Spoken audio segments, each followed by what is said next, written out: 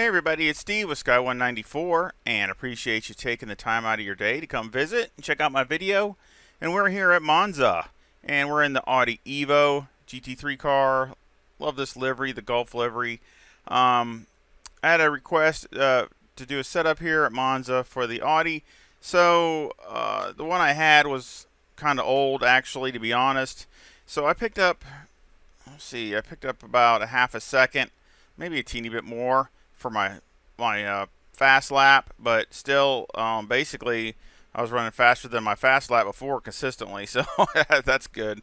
And that's a 30-minute stint, so I was happy with that. So let's just jump in the car. Of course, we're going to jump in the car and do a couple laps, and of course, I will put a link to the setup in the description after we go over it at the end of the video. And of course, I have a PayPal link in the description also if you want to help support the channel. And thank you to everybody out there that has. It means a lot, and I really appreciate it. And of course, whether you hit the you hit the like or subscribe or watch the whole video, that's also support. And I just want to say thank you for that too. That's all supporting the channel, and I really appreciate it. So let's jump in the car and get in there and do a lap.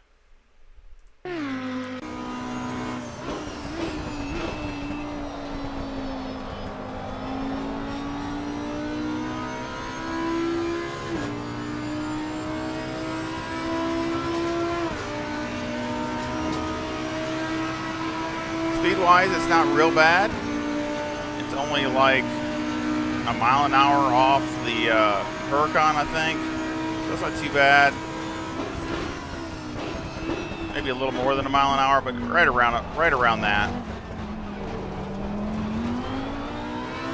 I know the Audi is a little bit hurting with the top speed, which I don't know if you all saw it, but did you see? What was it? At Barcelona a few weeks ago, they had. I guess Audi had an EVO 2, and I think the only difference is the wing, and they said it gained like 5 or 6 miles an hour off just the wing. So that would be a big help to the Audi. That would really, really help it. It's already won the championships and all that, and so interesting to see what ACC does with that. Since it's just basically the same car, just I guess a way more efficient wing. So that's very interesting. Also see Corsa, they had their new GT3 car out there at Barcelona. Not out at the track, but I guess they had it out there where some people could see it. So that's kind of interesting also. There's a lot of things going on. That's really cool. Love it. Of course, I know everybody's looking for the M4. That's probably the first thing that'll be out. Never get tired of it. I just don't ever get tired of any of these cars, or I jump all over the place. They're just awesome. I love them.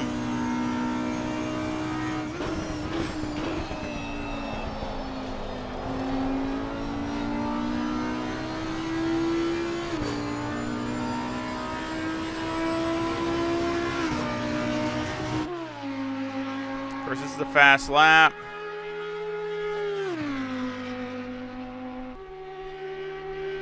A 148.78, and of course I have just under 70 liters, so still on. I started with 81, so let's jump to the last lap.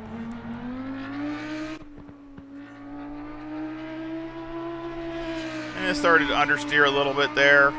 Of course I gave it some brake bias, and it helped a lot, but it was still on throttle. It was understeering a little bit, so definitely just part of the deal.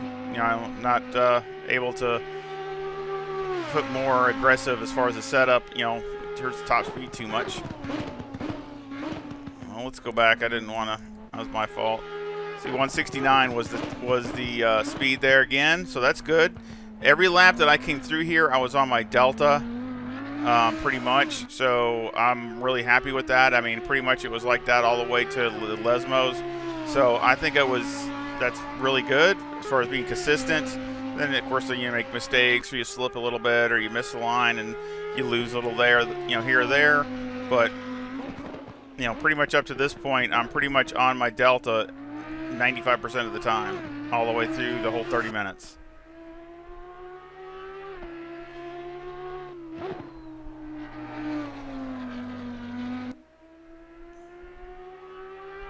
I mess up right here. bit in the dirt. Just not a big deal. And I was going right through there really good too, but that's that lap just messed up.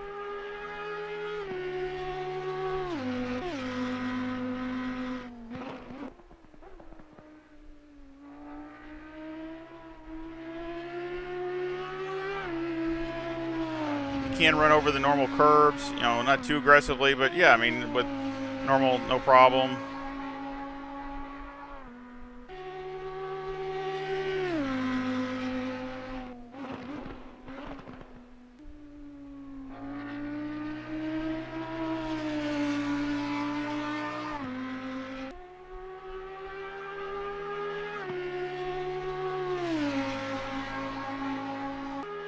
And that's the end of the 30 minutes.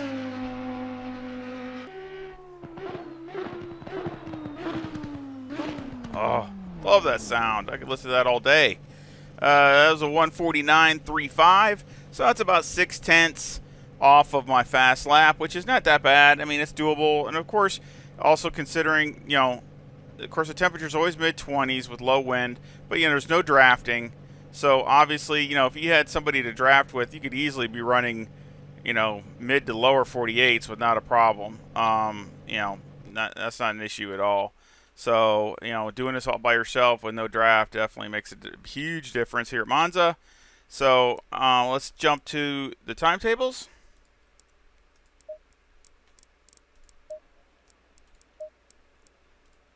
And you can see I even had my fastest first sector way down here on the basically the second to last lap. So that's really good. You know, again, like I said, it was always on the delta almost every single lap. Some 48s. You know, like I said, 78, 80, 84. Mostly high 48 there. Basically a lot of low 49s. You know, 49.0, 49.10, 49.10. 49.19, even like I said, the last lap 49.35. So really not that bad, I think, for the Audi here, and pretty consistent. Now I will give you, I'll try to go over and give you an option if you want to kind of go a certain way. We'll go over that when we go over the setup here. We got 25.7 left front, 25.8 left rear, 26.9 right front, and 26.7 right rear. The toes are negative 0.06 on the front, with the camber at negative 3.2 on the left and negative 3.3 on the right.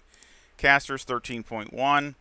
The toe on the rear is 0.04, with the camber at negative 2.8 on the left and negative 2.9 on the right. Electronics are 2 and 4. Fuel, I had 81 liters. And you can see I had moderate graining on the right front, which is not uncommon. And just light graining on the left front, and that's it. Nothing else. And it was still running decent times at the end. And again, like I said, 30 minutes. The wear is, I would like to see it a little bit tighter than that, to be honest. But it's just some of the requirements of Spa when you can't run as much balanced setup as I want to, just because you're going to give up too much in other places. So it's just really don't have a choice. Mechanical, got 3 on the anti-roll bar, 61 on the brake bias, steering ratio is 13, and you can go down to 60. I went down to, matter of fact, you can even go down to 59s, I think, but it doesn't, when you go all the way down to 59.0, I don't think it's okay, but, you know, mid 59s isn't so bad, so you can actually drop a little bit at a time. The springs in the front are 185,000. With a bump stop rate of 1,000 and a bump stop range of 5 on the left and 10 on the right.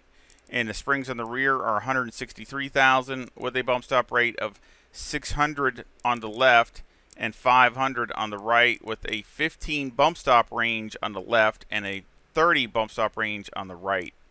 Anti-roll bar is 1 and the preload on the diff is 50.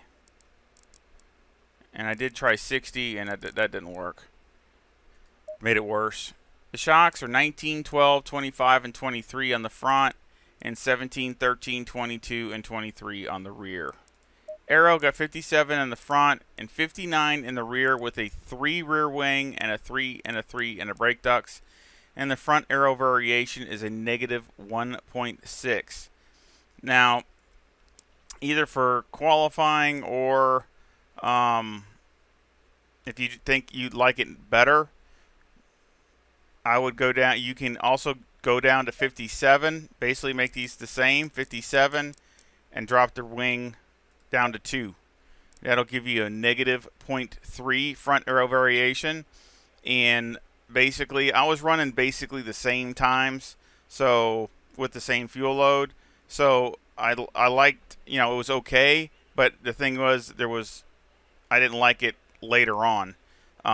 So it just wasn't as good in the last few laps of a stint. So basically, in mile an hour wise, the difference is 1 mile an hour. That's it. Maybe not even that much. So it was basically running almost exactly the same. It might touch 170, but it would just barely touch it and then be done. So again, it's not even a mile an hour. So I mean, if it's worth it to you and you like it that way and you like the way it rotates that way, and maybe for qualifying it would work really well, but for a race, you know, I don't know. Same times I kind of like it this way better with the downforce, and you can get more aggressive on the brakes and things like that. So that was just me, but it gives you an alternative in case you want to do something, you know, you like the way it rotates the other way better. So again, I will put the link in the description, and I hope you give me a thumbs up and subscribe if you haven't subscribed. And I sure hope you come back and visit again really soon. Y'all take care. See ya.